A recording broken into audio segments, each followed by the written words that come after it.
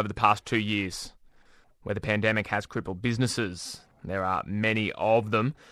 And even basics like food, accommodation, they're sometimes out of reach for the most vulnerable people in our community. And ahead of this year's federal budget, the St Vincent de Paul Society is calling on the government to invest more into support payments like JobSeeker.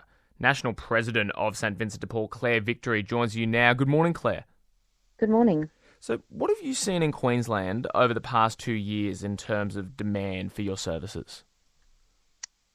So what we've seen is that initially, in the early stages of the pandemic, we actually saw demand for many of our services decrease significantly. And that's because of the measures that the government put in place to support people, such as the increased rate of JobSeeker.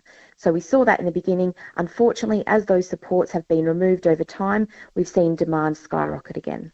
So is that clear evidence to you that these government-provided support packages were being utilised, they were necessary, and as you said, now that they're gone, but cases are skyrocketing, you've seen more people lean on Vinnies? Absolutely. Those payments, or those increased payments, did what we've always said they would do. They helped people to put food on the table, to afford the basics for their families, and that's money that was spent in local communities. So we really saw that just providing that little bit extra to people by way of income support made a huge amount of difference to those people.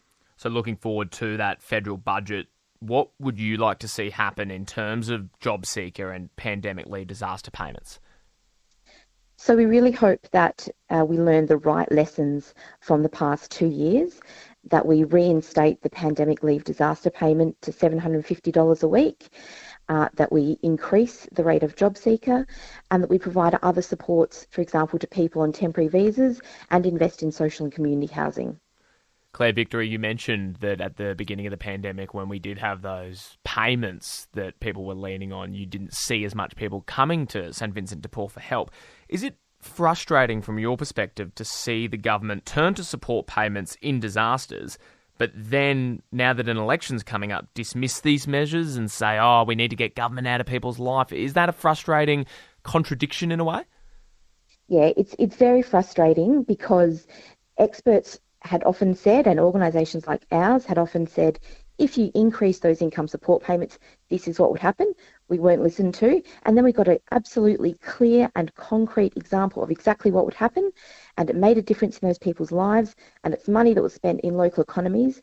So for the government to seemingly ignore those very clear lessons is extremely frustrating and heartbreaking, really, for the people that rely on that support.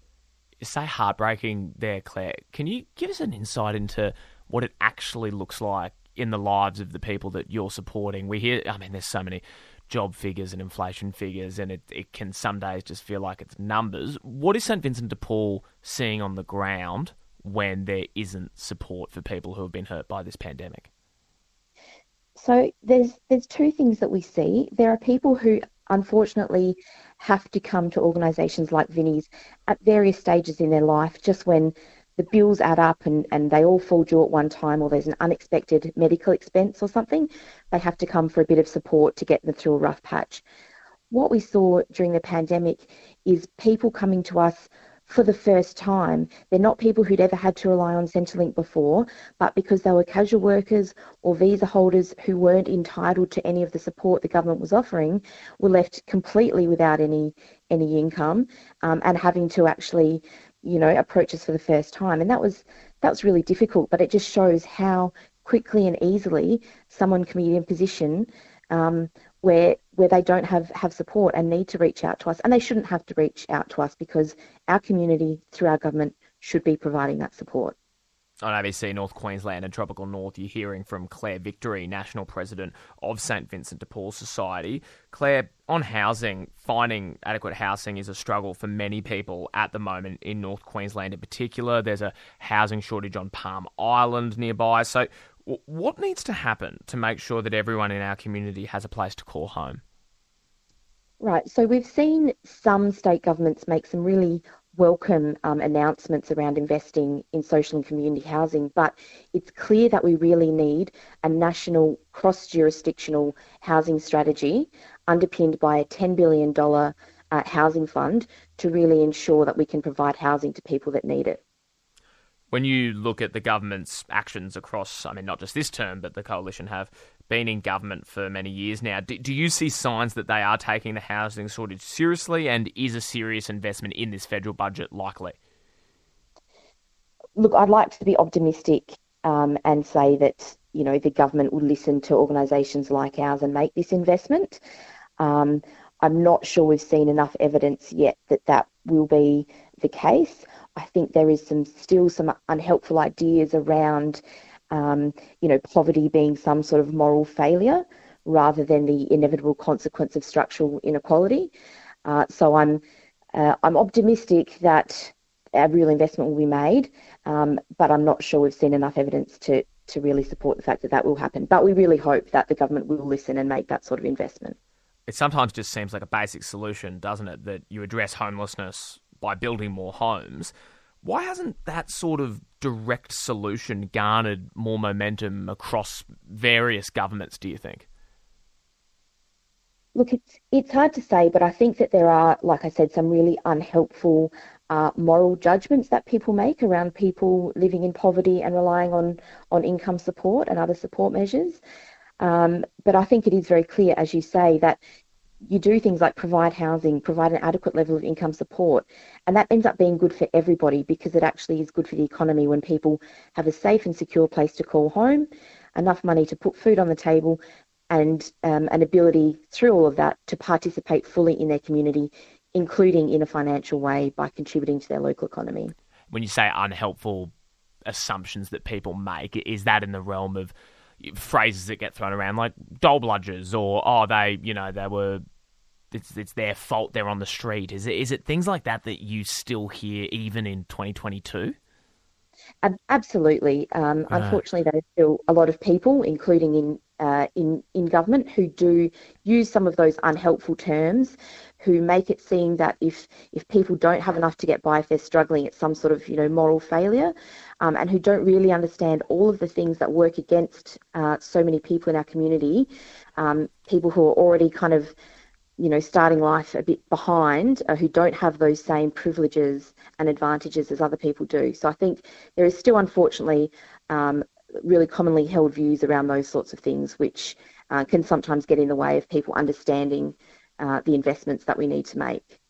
And Claire Victory, in the set of the calls, I suppose, in this budget that you're wanting to see, you've said that reinstating the National Rental Affordability Scheme or finding a suitable replacement scheme is something that you would like to see. What impact would that have?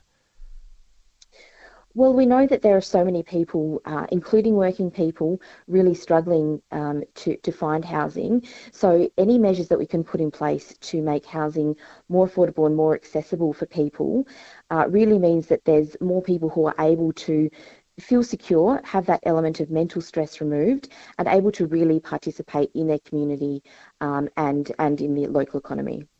And international students, they're more on the cards for coming back, and it'll be great for the universities to welcome international students back to Australia. You've called for status resolution support service payments to be made available to visa holders and full-time students on temporary or bridging visas. How important is it, in your eyes, that international students are smoothly allowed to transition back into Australian life? Yeah, well, I think it's quite clear that people coming here and again contributing to our community in this way need to be supported. They shouldn't be denied support simply because they're on a visa. So we think it's really important to make sure those people are supported, so they in turn can support our community. And we've seen the impacts of a lack of international students the past couple of years. We really need to make sure that we're supporting people who are on visas so that they can learn, they can work, and they can participate in our community.